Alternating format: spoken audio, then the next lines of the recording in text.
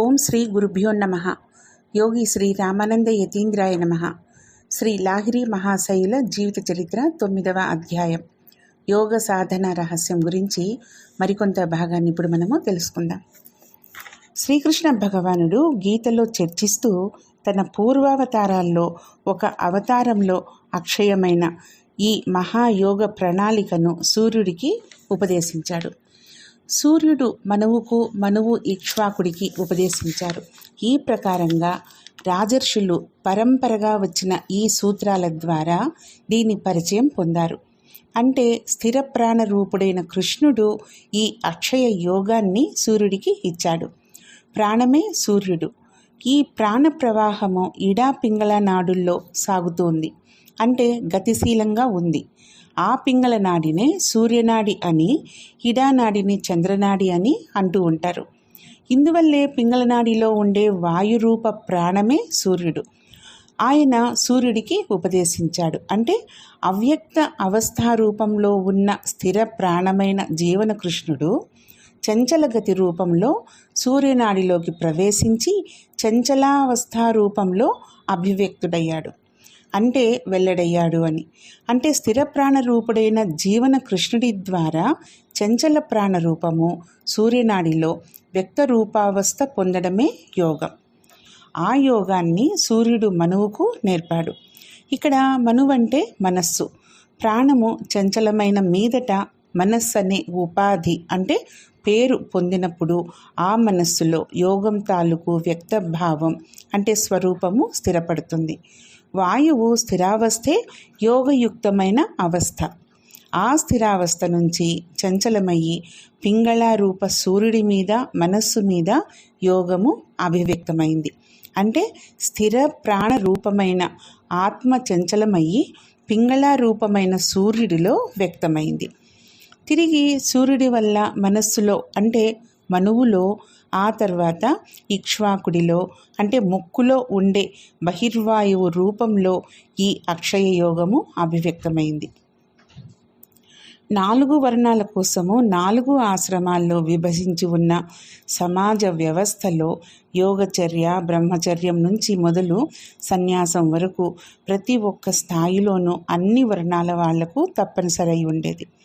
రఘువంశ రాజుల్లో అందరూ దీన్ని ఒక వ్రతంగా పాటిస్తూ చనిపోయేప్పుడు దీని ద్వారానే శరీరం విడిచిపెట్టారు.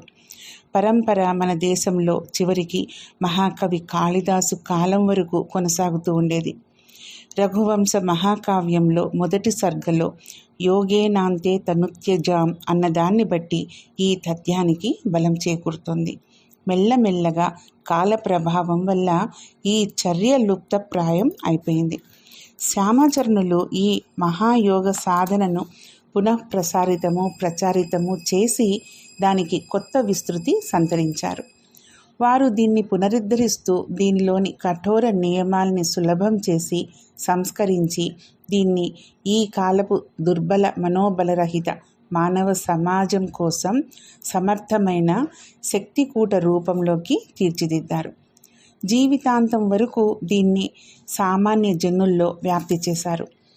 విశ్వ వాంగ్మయంలో మానవ సమాజం కోసం వారు శ్రేష్టమైన జ్ఞానాన్ని ప్రదానం చేశారు. ఆత్మ ఉండటం వల్లే భూమి, నీరు, నిప్పు, గాలి, ఆకాశం అన్న వాటి ప్రతీతి కలుగుతుంది. ఆత్మక్రియ ద్వారా కూటస్థ బ్రహ్మలో మనస్సు అదే రూపం పొందడం వల్లే ముక్తి కలుగుతుంది. ఇందువల్ల ముక్తుడు కావడమే మరేది కాదు. కేవల క్రియకు పరావస్థలోనే ఎప్పుడు ఉండడం అన్నదానికి పర్యాయం. ఈ విధంగా క్రియకు పరావస్థలో ఉండడం వల్ల దేహము వేరుగా ఉంటుంది. ఈ విధంగా దేహాన్ని వేరుపరిచి చిత్తం, మనస్సు మొదలైన వాటిని కూటస్థ బ్రహ్మలో ఉంచినట్లయితే మనస్సు ఇటు అటు పరుగులు తీయడాలు, ఉరుకులెత్తడాలు అన్నీ అణిగిపోతాయి. అప్పుడే సుందర రూప బ్రహ్మలో స్థితి ఏర్పడుతుంది. సుందర రూప బ్రహ్మలో స్థితి ఏర్పడ్డప్పుడు మీరు ఉండరు, మీదనేది ఏదీ ఉండదు. ఇందువల్లే మరోవైపు బంధించడం వల్ల ముక్తులవుతారు. నిజానికి ఆ సమయంలో బ్రాహ్మణత్వం మొదలైన వర్ణాలు ఉండవు, ఆశ్రమాలు ఉండవు. మీకొక ఆకారమన్నది ఉండదు. మీరు ఈ కంటి ద్వారా గోచరులు కూడా కారు. అంతేకాకుండా మీకు ఏ కోరిక కూడా ఉండదు. ఇందువల్ల ఈ ప్రపంచంలో సాక్షి మాత్రులే అయ్యి శూన్య బ్రహ్మలోనే ఎప్పుడూ ఉంటూ ఉండండి. అంటే క్రియకు పరావస్థలో ఉండిపోండి. ఇదొక్కటే మీరు చేయవలసిన పని. ఈ మహాశూన్యాన్ని ఒక్క క్షణమైనా దర్శించగలవాడి జీవితము సార్థకమవుతుంది. ధర్మాధర్మాలు, సుఖదుఖాలు మొదలైనవన్నీ మనస్సు చేసే పనులు. కానీ మీ ప్రభువుకు అవి ఏవీ ఉండవు.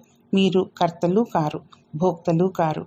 కర్త, భోక్త అన్న వాటికి అస్తిత్వం మనస్సు ద్వారానే కలుగుతుంది. ఆ మనస్సే బ్రహ్మలో లీనమైనప్పుడు, అంటే క్రియాయోగ పరావస్థలో పూర్తిగా దృఢంగా నిలదొక్కున్నప్పుడు నిశ్చయంగా ఎప్పటికీ ముక్తులయ్యి ఉంటారు. ఈ అవస్తువైన వస్తు బ్రహ్మని అంతటా చూస్తున్నారు. కానీ ద్రష్ట అంటే చూసేవాడు అంటే మనస్సు బ్రహ్మస్వరూపం కానంత వరకు మాత్రమే దృశ్యం కనిపిస్తుంది. దృష్టాదృశ్యము ఒక్కటైనప్పుడు మనస్సు స్థితి అన్యత్రంగా ఉంటుంది. ఈ విధంగా మనస్సుకు అంటే ద్రష్టకు బంధనం ఏర్పడుతుంది. ఇదేమి బంధనావస్థ? నేను కర్తగా బ్రహ్మను చూస్తున్నాను అంటే ఎదురుగా మిమ్మల్ని చూస్తున్నాను. ఇదే అహం. ఈ అహమే మిమ్మల్ని కరుస్తోంది. అందువల్లే మీకు ప్రపంచ సంబంధమైన యంత్రణలు, గిలగిల్లాడ్డాలు అన్నీ అనుభవమవుతున్నాయి. ఏ విధమైన మానసిక శాంతి కలకపోతుండడం వల్లే ఉపదేశం పొందాలని కోరుతున్నారు, ప్రార్థిస్తున్నారు. ఇందువల్లే చెప్తున్నాను, నేను కర్తను కాను, భోక్తను కాను. క్రియకు పరావస్థలో ఉన్న మీదట ఈ విశ్వాసం దానంతట అది కలుగుతుంది. ఈ విశ్వాస రూపమైన అమృతాన్ని పానం చేసి సుందర రూప బ్రహ్మలో ఎప్పుడూ స్థితులై ఉండండి. అంటే ఎప్పుడూ క్రియకు పరావస్థలో ఉంటూ ఉండండి. దీన్నే ముక్తావస్థ అంటారు. దీనికి వ్యతిరేకమైనది బంధనావస్థ. ఈ ప్రపంచమంతా మనస్సు కల్పించింది మాత్రమే. తాడులో పాము అనిపించే భ్రమలాగా. తాడు తాడేనన్న ఎరుక కలిగినప్పుడు ఆనందం కలుగుతుంది. అలాగే క్రియకు పరావస్థలో మీరు ఉంటున్నప్పుడు మిమ్మల్ని గురించిన ఎరుక మీరే అవుతారు. మీరు సాక్షి స్వరూపులు, ప్రభువులు, పూర్ణులు. పూర్ణం కావడంతోనే ఒకటి మరొకటి కావడంతోనే ముక్తులవుతారు. అలాంటి స్థితిలో అప్పుడు మీరు క్రియారహితులుగా, ఇచ్ఛారహితులుగా, నిస్పృహులుగా ఉంటారు. ఇందువల్ల శాంతులు, స్థిరులు అవుతారు. కేవలం భ్రమలోనే ఉంది ప్రపంచ బంధనం. దేహం ఎప్పటికీ అభిమాన పాశంలో కట్టుబడి ఉంటుంది.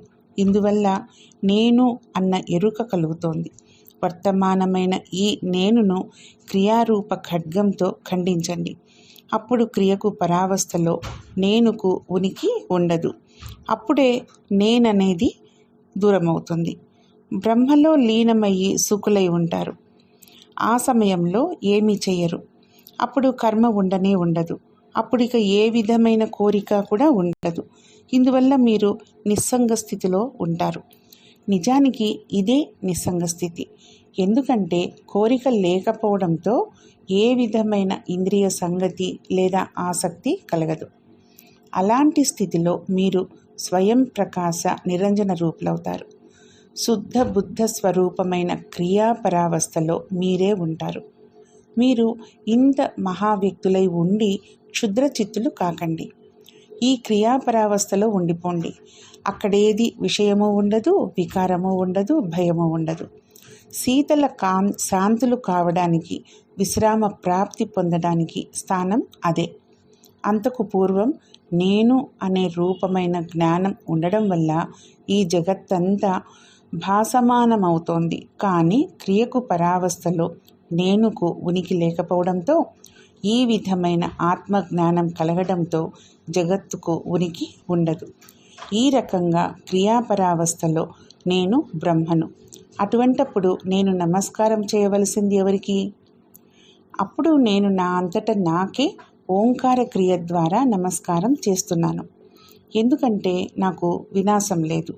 ఇతరులు మరొకరికి నమస్కారం చేసినప్పుడు ద్వైత భావం ఏర్పడింది.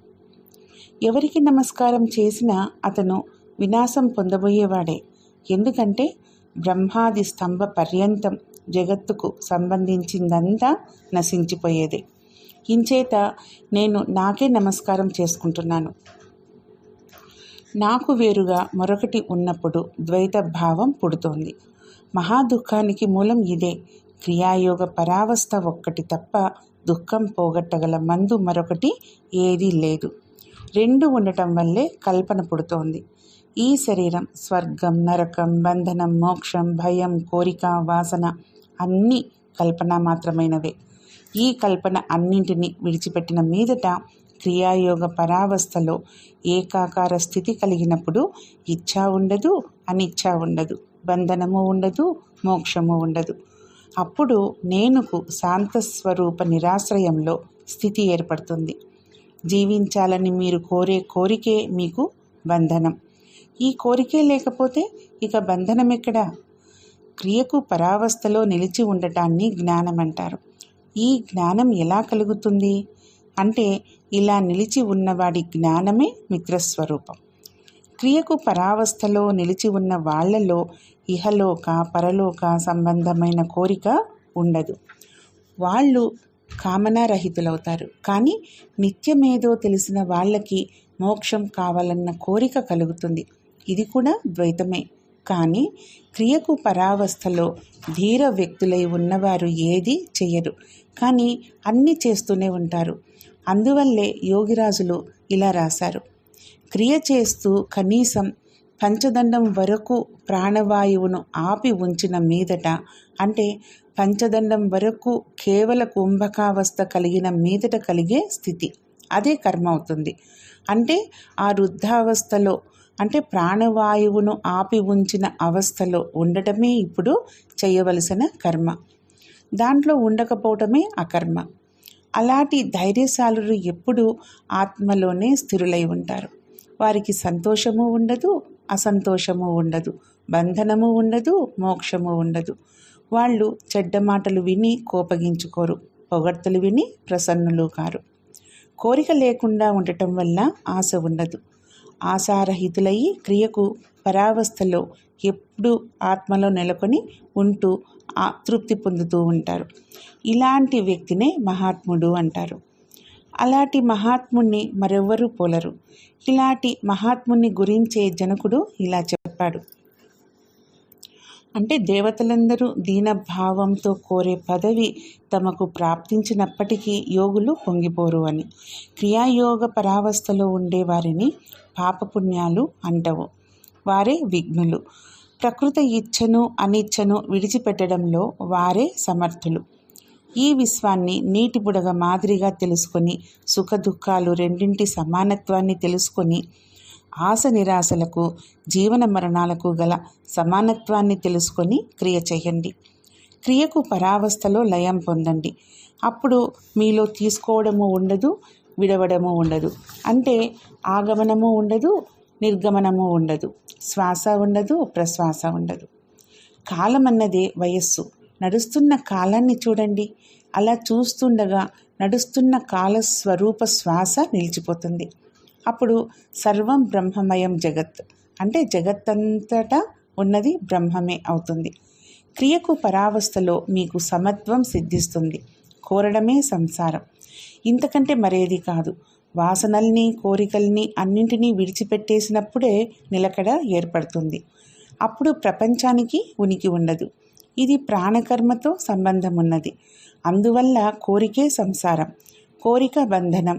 క్రియకు పరావస్థలో కోరిక లేనప్పుడు సంసారము ఉండదు, అదే మోక్షం. త్రిగుణాలకు అతీతంగా ఉండే క్రియాపరావస్థే భావం. ఆ భావం లేనప్పుడు, అంటే క్రియాపరావస్థ లేనప్పుడు, అదే అభావం. ఆ భావ అభావం మనోవికారం వల్ల కలుగుతుంది. అంటే మనస్సుకుండే చంచలత వల్లే మనస్సు వికారానికి లోనవుతుంది. కానీ క్రియ చేస్తూ ఉంటే, అభావం తొలగిపోతూ ఉంటే స్వాభావిక రీతిలో క్రియ జరుగుతూ ఉంటుంది. అంటే ఆ సమయంలో మస్తకం, అంటే మెదడులో ఒక విధమైన అనిర్వచనీయ భావం స్ఫురిస్తుంది. అదే నిష. దాని తర్వాత స్థితి వికారరహితమవుతుంది. వికారరహితం కావడం వల్లే నిర్వికార స్థితి ఏర్పడుతుంది. నిర్వికారం కావడం వల్లే శాంతం కలుగుతుంది. శాంతం కలిగిన తర్వాత ఆసక్తి ఏమీ ఉండదు.